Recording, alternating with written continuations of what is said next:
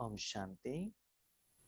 आज के वरदान, बाप दादा के वरदान अपने बच्चों के प्रति। डेट 12 जनवरी 2023।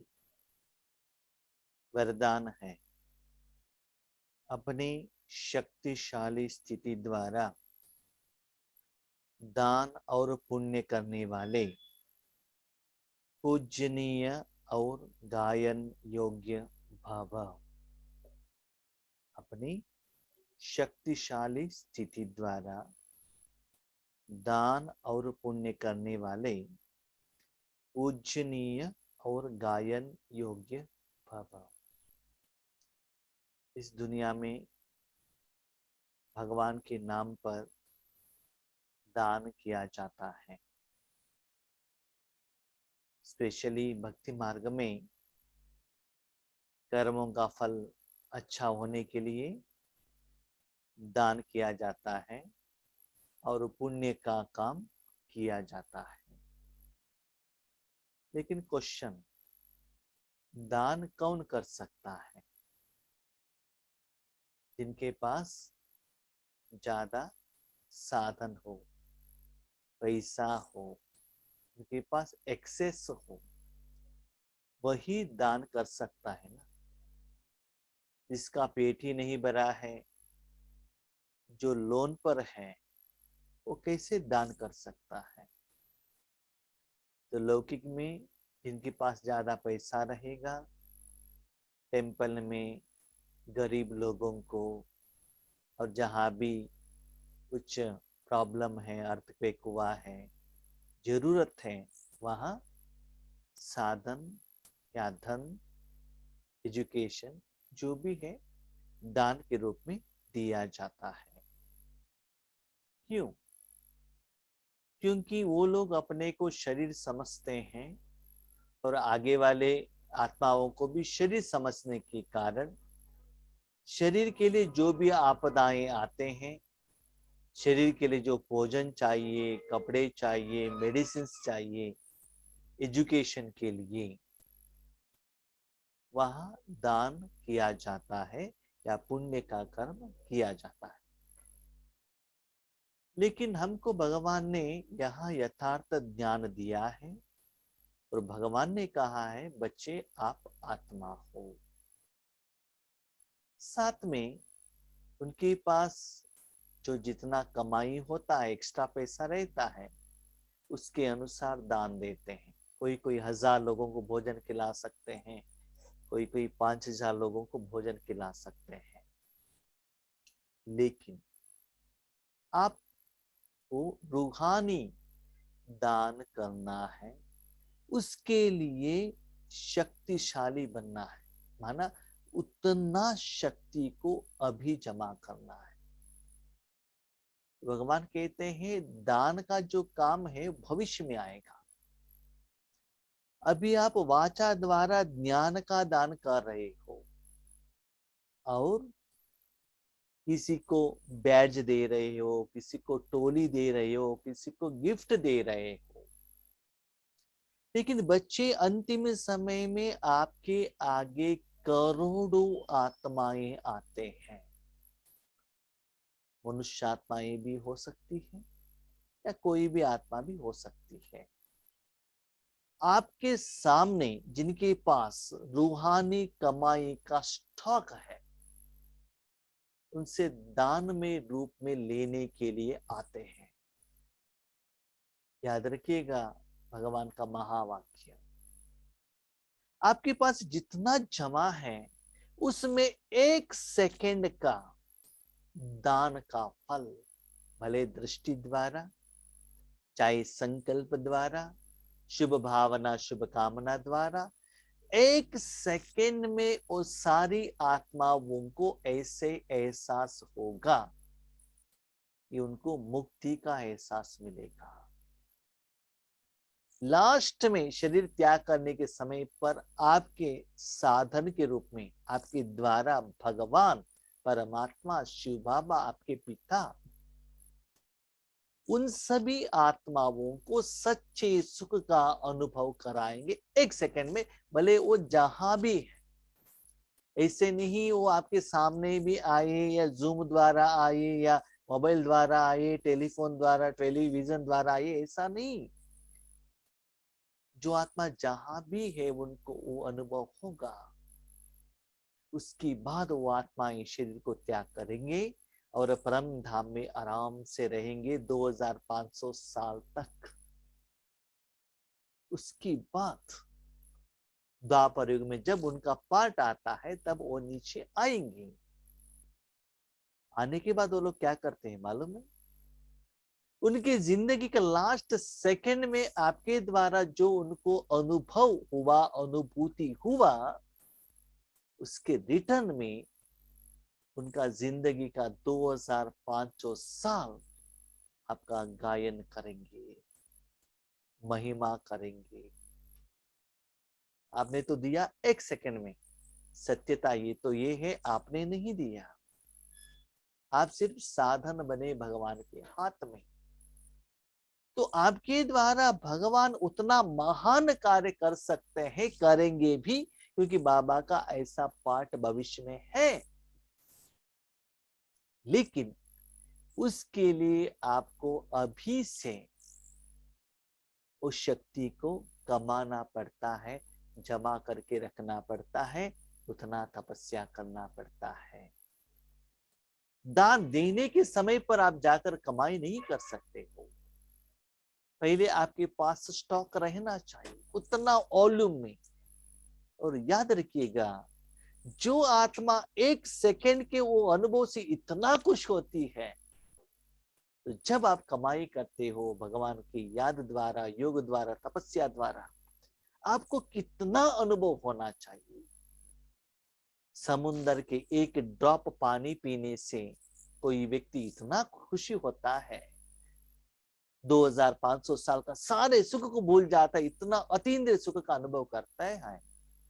और आप तो उस समुद्र के अंदर रहने वाले हो, उसके साथ जिंदगी बिताने वाले हो, तो कितना सुख में रहना चाहिए, सुखी होना चाहिए, आनंद में रहना चाहिए।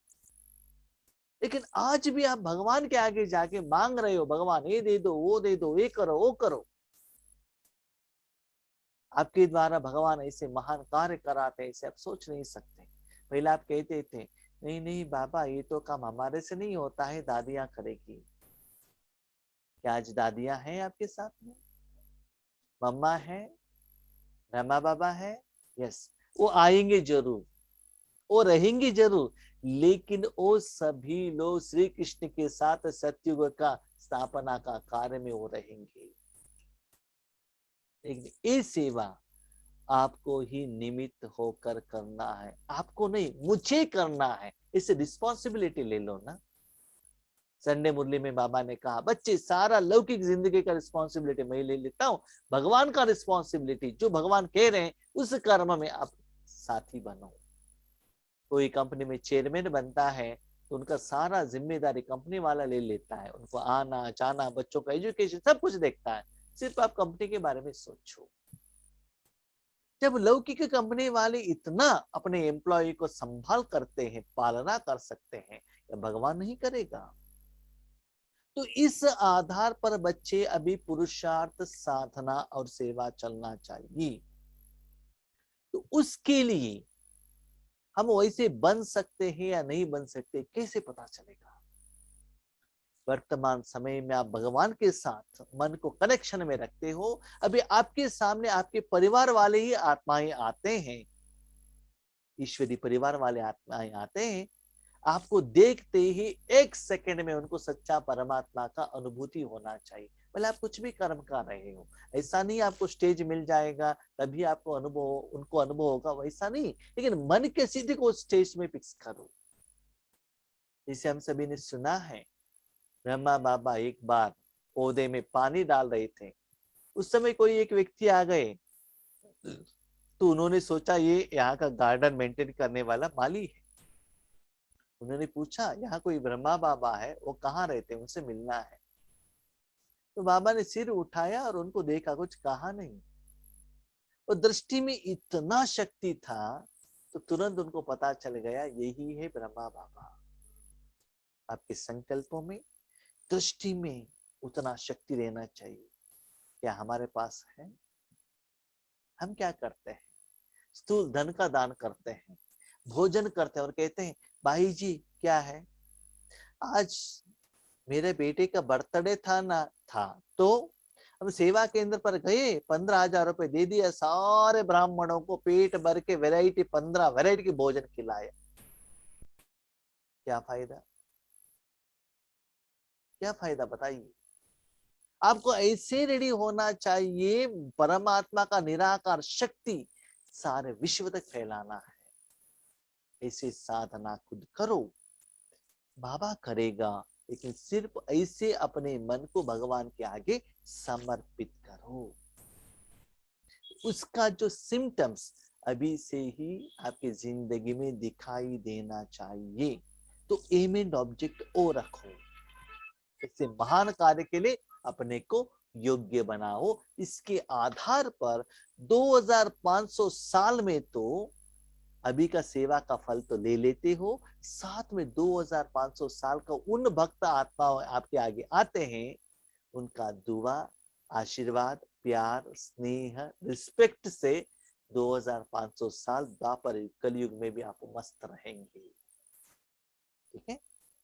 अंतिम समय में, बाबा अंतिम समय की सेवा बता रहे हैं। अंतिम समय में जब कमजोर आत्माएं आप संपूर्ण आत्माओं द्वारा प्राप्ति का थोड़ा भी अनुभव करेंगी, तो यही अंतिम अनुभव के संस्कार लेकर आधा कल्प के लिए अपने घर में विश्रामी होगी। अभी जो बाबा और हम सभी लोगों ने डिस्कशन किया, अभी एक बात यहाँ आता है, जब आप संपूर्ण आत्माएं बन जाएंगे, जब आप संपूर्ण बन जाएंगे तब ही ये सेवा होता है। तो बाबा बहुत मुरली में कहते हैं, जो भी आत्मा संपूर्ण बनते हैं, इस दुनिया में रहने के लिए उनको कोई अधिकार नहीं है, रहेगा भी नहीं, क्योंकि वो पुराना दुनिया है और शरीर भी पुराना है। जब वो संपूर्ण बन गया, उनका कोई हिसाब किताब है ही नहीं, तो इस दुनिया में वो कैसे रह सकता है? और इस दुनिया में तो सिर्फ 8 आत्मा ही संपूर्ण हो सकती है। तो संपूर्ण होने के बाद आप परमधाम चले जाएंगे, या इस दुनिया में आके रिटर्न में आके बहुत अच्छा शरीर ले लेंगे, लेकिन संपूर्ण होने से ये सेवा कैसा होगा? कभी कभी बाबा का मुरली का पॉइंट है ना, आप ऊपर से देखेंगे तो आपको समझ में नहीं आता है बाबा क्या कह रहे हैं। ये मुरली में तो बाबा ने ये कहा और एक मुरली में एक आपको वो राइट है कि ये राइट है। एक जगह पर बाबा कहते हैं संपूर्ण बनकर ऐसा सेवा करो, दूसरी जगह पर कहते हैं आप संपूर्ण बनेंगे तो आप यहाँ नहीं रहेंगे, शरीर त्याग करना पड़ता है, आप चले जाएंगे।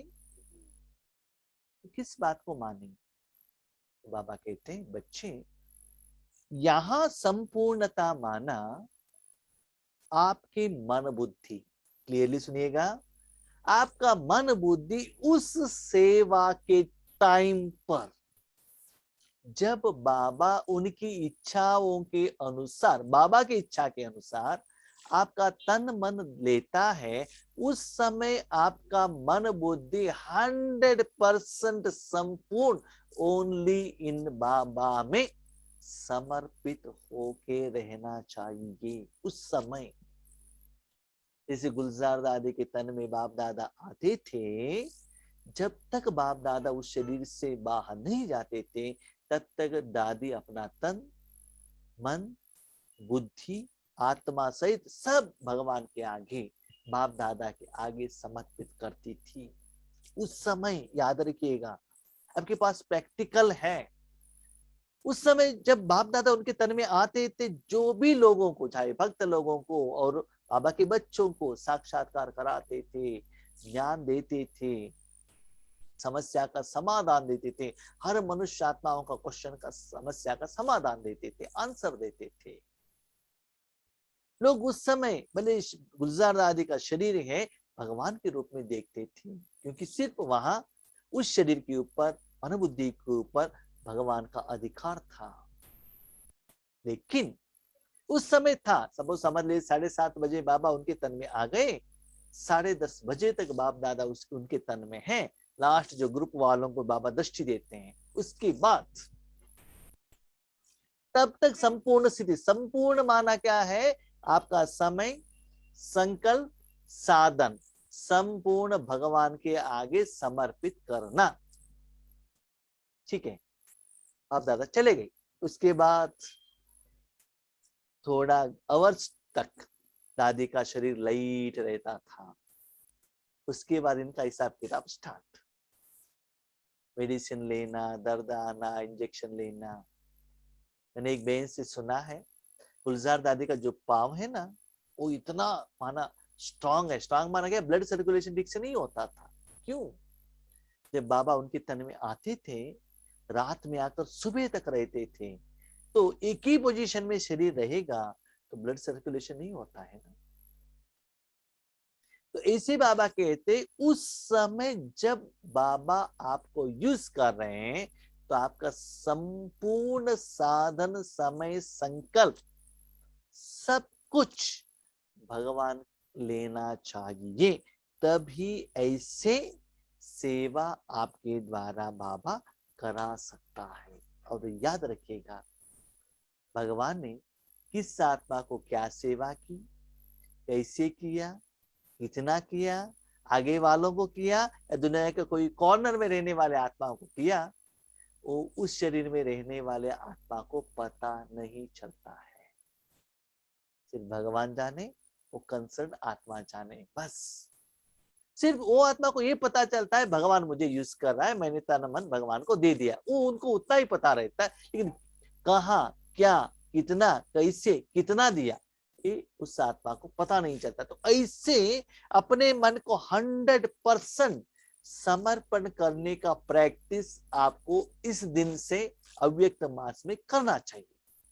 बच्चे भविष्य में हावर्स टुगेदर उस स्थिति में बैठना पड़ेगा, लेकिन अभी सेकंड के हिसाब से, मिनट के हिसाब से आप प्रैक्टिस करो, अभी से प्रैक्टिस करो। जैसे कि भविष्य में 7 ऑपरेशन करना है, 8 ऑपरेशन करना है, तो स्कूल लेवल में, कॉलेज लेवल में स्टूडेंट को सिखाते हैं ना कैसे ऑपरेशन करना है, वहां का जो लेक्चरर सिखाते हैं ना। तो ऐसे ही अभी आपको प्रैक्टिस करना है। ऐसा नहीं कि बाबा उस समय है ना, उस समय हम ट्राई करेंगे, नहीं।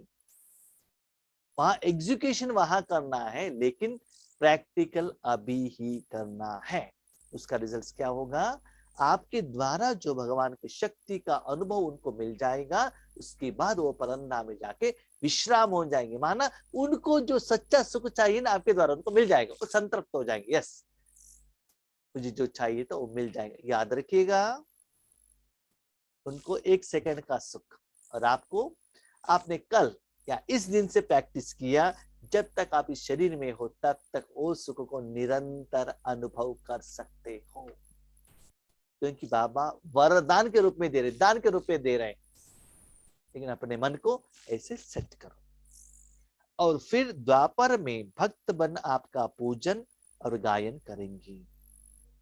अभी देखो, आपको पूजन और गायन किया, उसका फल किसको मिलेगा? आपको ही मिलेगा ना। उनका दुआ आपको ही मिला गया ना, क्योंकि वो कहा किसी कॉर्नर में थे, आपके द्वारा जाकर पहुंच गया। वैसे ही गायन भी किसी कॉर्नर में करेंगे। कभी कभी क्या होता है ना, हमारे मूर्तियों को हम ही पूजा करते हैं, इसलिए बाबा कहते हैं आप ही पूज, आप ही पुजारी। इसलिए अंत की कमजोर आत्माओं के प्रति महादानी वरदानी बन अनुभव का दान और पुण्य करो। अंतिम समय में करोड़ों लोग आपके आगे आते हैं, उस टाइम महादान और वरदान, वरदान माना शक्ति देना। कभी कभी वह महादान और वरदान में क्या डिफरेंस है? वरदान माना जो आत्माएं तपस्या करते हैं, चाहना रखते हैं, चाहिए चाहिए करके, कुछ शक्ति के रूप में मिल जाता है। महादान माना उनको आप विधि के रूप में देते हैं, ज्ञान के रूप में देते हैं। इवन बाबा के बच्चे भी आपके आगे आ जाएंगे। कैसे उस स्थिति को पाना है, आप ज्ञान भी दे सकते हो और अनुभव भी करा सकते हो। महादान माना चुपचाप आपके आगे आएंगे, और कोई कोई तपस्या करेंगे, उपवास करेंगे, बहुत कुछ करेंगे, उसके बाद उनको क्या मिलता है? वरदान के रूप में बाबा ये अनुभव कराएगा। कमजोर आत्माएं आएंगी आपके आगे। और एक बाबा ने सुंदर बात कही, वरदानी बन अनुभव का दान और पुण्य करो। इसका मतलब भविष्य में उनको अनुभव कराना है, तो आज आपको अनुभव करना पड़ेगा।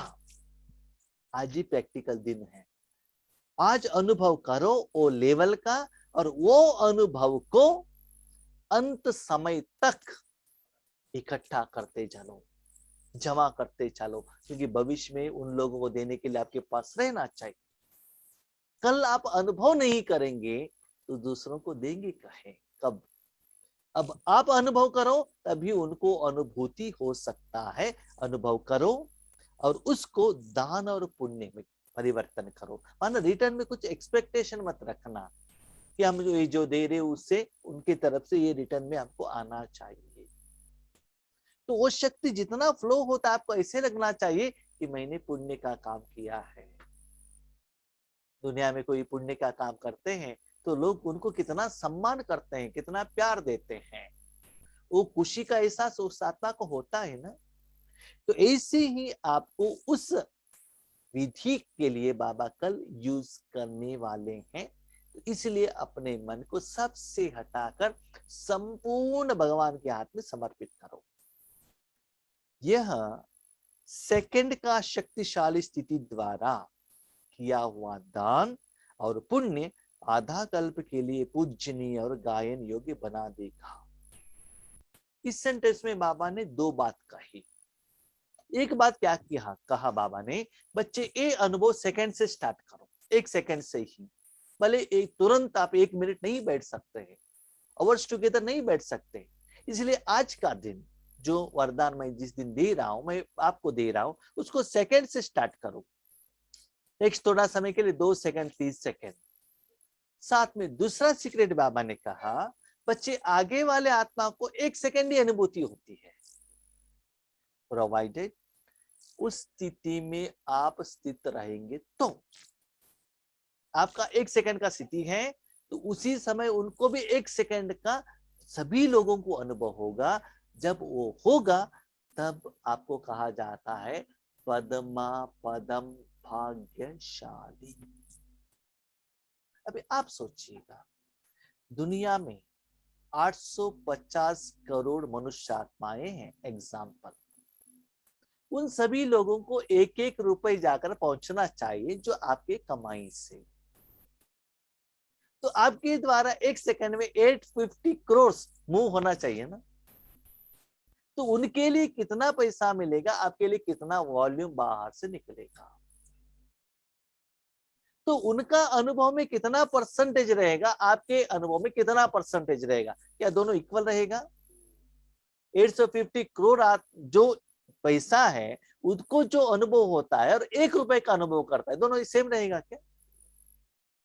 तो चेक करो कितना वो माना क्या कहते हैं, अनंत माना बेहद, इतना वॉल्यूम का शक्ति का अनुभव आपको होना चाहिए, क्योंकि वो शक्ति आपके द्वारा फ्लो होना चाहिए, किसी एक आत्मा के लिए नहीं, सारे विश्व के लिए। तो ऐसे आपको तपस्या करना है, इससे आधा कल्प के लिए पूजनीय और गायन योग्य बन जाएंगे। इसलिए भाई बहनों, पैसे द्वारा दान करना, स्थूल रूप में दान करना, बाबा के फोटो को बहुत सुंदर, भाई जी क्या है 18 जनवरी के लिए मैंने 1001 रुपए का बहुत सुंदर गुलाब का माला लेकर आके बाबा को फोटो में चढ़ाया। ये बाबा को फूल चाहिए? फूल से बाबा खुश होगा?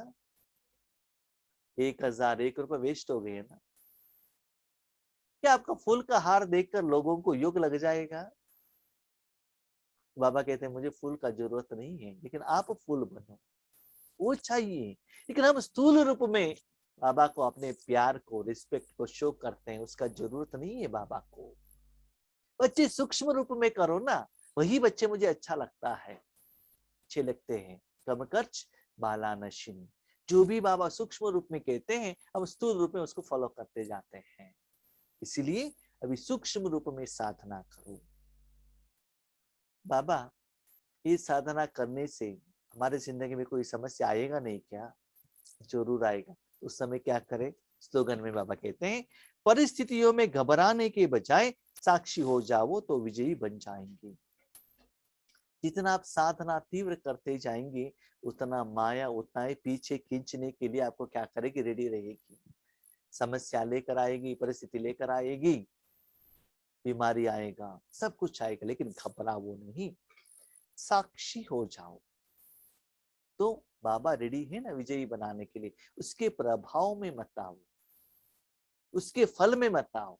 दुख होता है, दर्द होता है, क्यों हुआ, क्या हुआ, कैसे हुआ, उसके प्रभाव में आते ही हम आप क्या करते हैं? कोई ऐसे सोचते हैं, भाई जी क्या है, बाबा के बच्चे बनने के बाद ही समस्या ज्यादा हो गया, तो इसलिए हम बाबा के घर नहीं आ रहे। तो उससे बाहर आने के बदले बाबा को ही डाइवर्स दे देते हैं। इसलिए बच्चे साक्षी हो जाओ, घबराओ नहीं।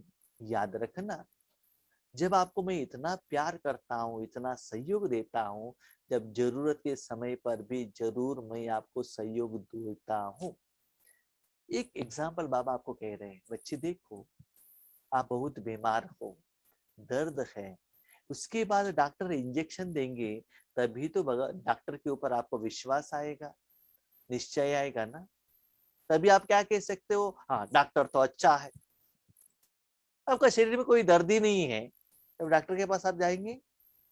डॉक्टर का वैल्यू आपको पता चलेगा? डॉक्टर अच्छा है समझ में आएगा नहीं, है ना। तो इसीलिए बाबा कहते हैं बच्चे जब परिस्थिति आता है, समस्याएं आता है, विघ्न आता है, बाबा के आगे रख दो। बाबा डॉक्टर है, वैद्यनाथ है, और उनको दे दो। अभी आप जाकर डॉक्टर के हाथ में शरीर देते हो ना, डॉक्टर के आगे क्या कहते हैं? भाई जी, डॉक्टर जी कुछ भी करो, ऑपरेशन करो, एक्सरे करो, ब्लड टेस्ट करो, यूरिन टेस्ट, कुछ भी करो, बीमारी ठीक होना चाहिए बहुत फास्ट। ऐसे ही जो भी आता है बाबा के आगे रख दो। बाबा को मैंने कहा है ना, बाबा क्या कहते हैं, बच्चे जब ऐसे परिस्थिति आता है, परिस्थिति आपको हिलाने के लिए आता है, और जो बाबा ने वरदान दिया है वो साधना करने के लिए पीछे भागेंगे, तब भी क्या होता है? परिस्थिति आता है। उससे आप अपने रूट को चेंज मत करना, उसको साक्षी होना, बाबा को कहना, और ये साधना करते रहे ना। इस साधना के फल स्वरूप से उस परिस्थिति से आप बाहर निकलेंगे। इसलिए मैंने आपको ये विधि दिया गया है। इसलिए परिस्थिति आएगा, माया आएगी, अपना हिसाब किताब आएगा, चिंता मत करो, साक्षी हो जाओ, उसको बाजू में रखो। मैंने जो कहा है वो साधना करते चलो, स्लोली परिस्थिति अपने आप चला जाएगा। ठीक है? अच्छा, ओम शांति।